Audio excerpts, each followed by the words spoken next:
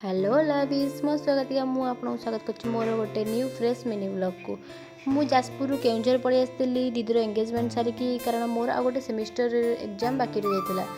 तो सका सका मुझे सावन नहीं पलि आसली देन ये मॉइस्चराइजर लगेदेली जो रेट्रे खरा हो सनस्क्रीन न लगे तो हेनी सनस्क्रीन टी लगे मुझे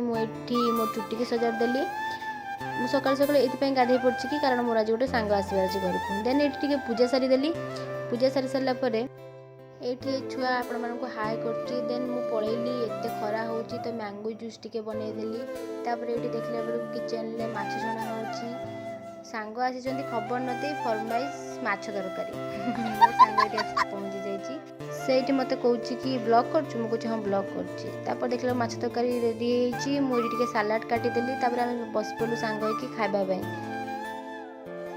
किस समय रेस्ट नाला सी बाहर जाता घर को मु पलि आसती लिनय को धरिकी तार कोचिंग रे छाड़ापी कोचिंग रे छाड़ी मु बाहरी गली घर को यहाँ मोर आज दिन ब्लॉग जदि मो ब्लॉग टी भल लगी लाइक शेयर सब्सक्राइब निश्चय करेंगे लव यू ऑल।